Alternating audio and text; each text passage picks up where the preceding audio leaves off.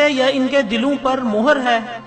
तो आए नाज़रीन जरा गौर करने की कोशिश करते हैं कि चींटियां चलते चलते रुक कर दूसरी चींटी के मुंह से मुंह लगाकर क्या करती हैं, और मजीद यह कि बारिश से पहले ही इन्हें कैसे पता चल जाता है कि बारिश आने वाली है। क्या इनके पास कोई गायब का इल्म है या कोई तिलिस्म। इन तमाम मौज़ूआत पर बात करते हैं, लेकिन इससे पहले मैं तमाम नए आने वाले साथियों से गुजारिश करता हूं कि चैनल को सब्सक्राइब करके बेल आइकन को दबा दें, यूं आपको हमारी हर नई वीडियो का नोटिफिकेशन मिलता रहेगा।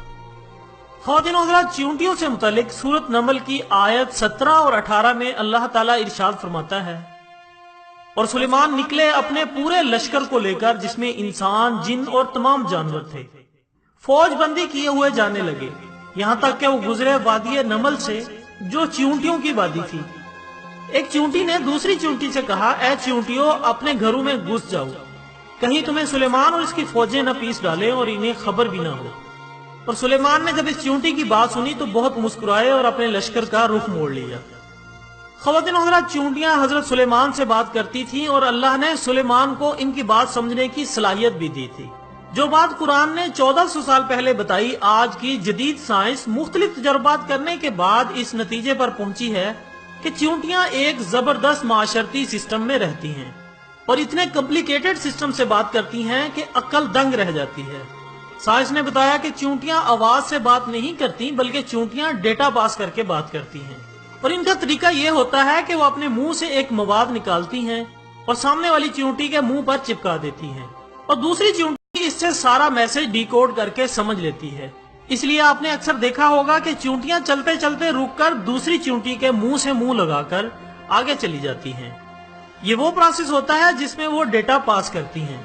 और ख़वातीन और हज़रात, मेरी सोच के मुताबिक यही वो कुदरत का अमल था जिसको मद्देनजर रखकर इंसान ने इंफ्रारेड जैसा आला इजाद किया। ये आला दो मोबाइल्स को आपस में मिलाने से एक मोबाइल का डेटा दूसरे मोबाइल में मुंतकिल करता है। नाज़रीन इकराम, जदीद रिसर्च में ये बात साबित हो चुकी है कि चींटियां आपस में न सिर्फ बात करती हैं बल्कि एक जबरदस्त निजाम के तहत जिंदगी गुजारती हैं। बड़े बड़े साइंसदान ये बात मानने पर मजबूर हैं कि कुरान किसी शख्स का लिखा हुआ कलाम नहीं है। नाज़रीन इकराम, आपने अक्सर देखा होगा कि बारिश से पहले चींटियां अपने घर के बाहर गोल चक्कर लगाना शुरू कर देती हैं और मिट्टी के पहाड़ बना लेती हैं ताकि बारिश का पानी इनके घर में ना आ सके। तो नाज़रीन, इन्हें वक्त से पहले बारिश का इसलिए अंदाजा हो जाता है क्योंकि इनमें कुदरती तौर पर एक सेंसर मौजूद होता है जिसे हाइड्रोफोलिक कहते हैं। जब हवा में नमी का तनासुब ज्यादा हो जाता है तो चींटियों में मौजूद ये सेंसर इसे महसूस करता है और चींटियों के दिमाग को बारिश से मुतालिक पैगाम पहुंचाता है। इस तरह चींटियां बारिश से पहले ही अपने खाने पीने और रहन सहन का इंतजाम कर लेती हैं। नाज़रीन इकराम, आपने महकमा मौसमियात को देखा होगा, वो भी इसी अमल को दोहराते हुए हवा में नमी का तनासब नोट करते हैं और फिर बताते हैं कि बारिश के क्या चांसेस हैं। तारीख गवाह है कि जिन्होंने कुरान में गौर किया, इन लोगों ने दरख्तों के नीचे बैठकर न सिर्फ जमीन का हुजम बताया बल्कि ये भी बताया कि इंसान परिंदों की मानिद कैसे परवाज कर सकता है। अगर हम कुरान में गौर व फिक्र करें तो ऐसी इजादात कर सकते हैं कि नस्ल इंसानी हैरान रह जाए।